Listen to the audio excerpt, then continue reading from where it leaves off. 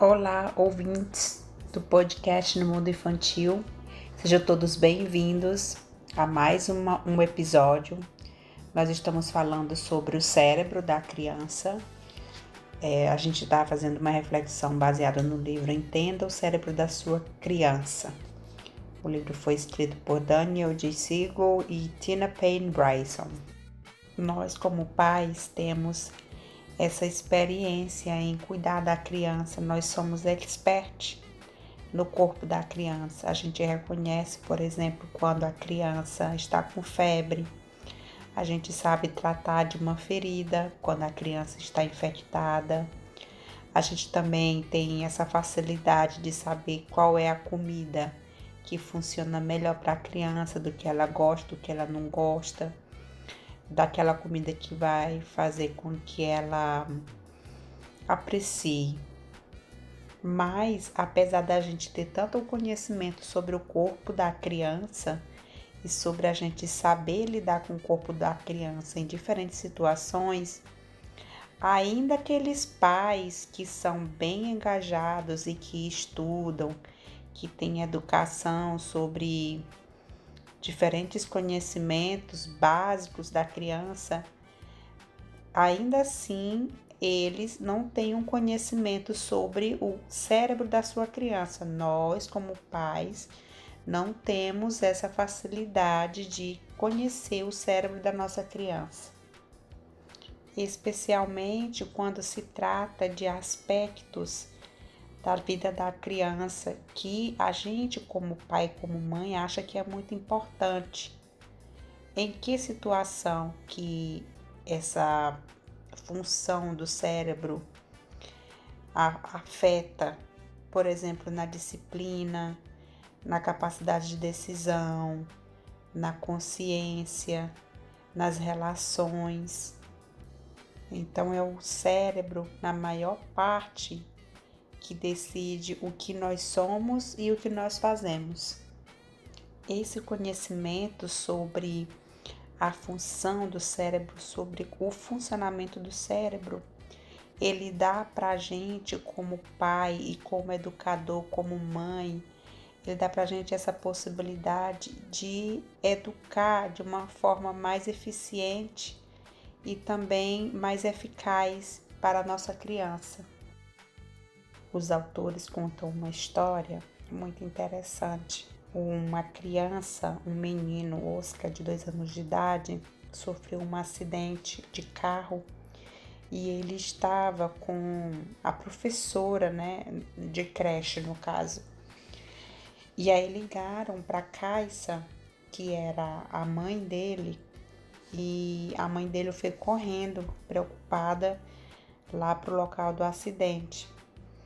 E naquele momento tudo que ela pensou foi em acalentar o filho dela, colocar ele no colo, dar carinho para ele. E ele o tempo todo falava, o nome da professora era Sofia.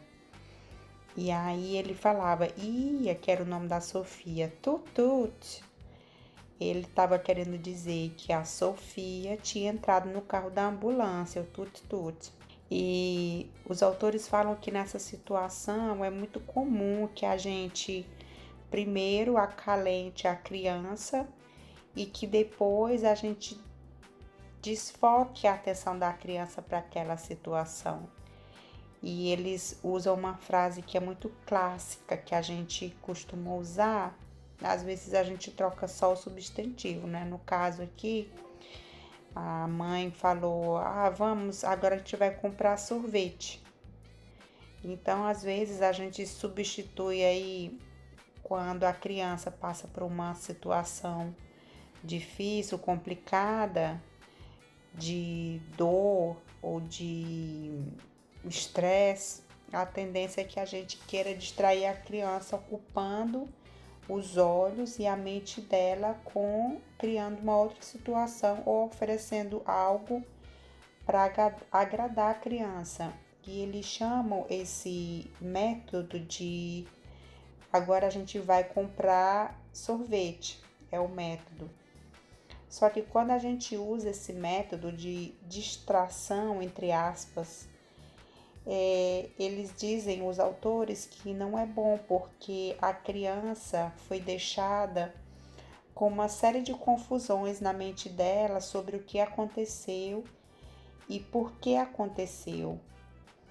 E a criança ainda está com sentimentos fortes e sentimentos dolorosos, mas ele não tem permissão, não foi permitido que ele trabalhasse naquela situação de uma forma efetiva. Então, quando acontecer uma situação de que a criança pode ficar confusa e de que você percebe que a criança precisa de uma explicação para entender o que está acontecendo, é importante que você ouça a criança e explique exatamente o que está acontecendo. Nesse caso aqui do acidente do carro, os autores colocam uma situação contrária à situação do método do vamos comprar um sorvete. A Caixa, que é a mãe do Oscar, ela confirma para o Oscar: sim, a Sofia e você estavam num acidente, não é verdade? E o Oscar, de 2 anos, ele começa a imitar a Sofia. Ele levanta os braços, porque a Sofia ela teve um caso epiléptico quando ela estava dirigindo. E aí aconteceu o acidente. E o Oscar, ele viu isso. Então, ele começa a imitar o que a Sofia fez, querendo falar para a mãe dele. E a Caixa confirma, sim.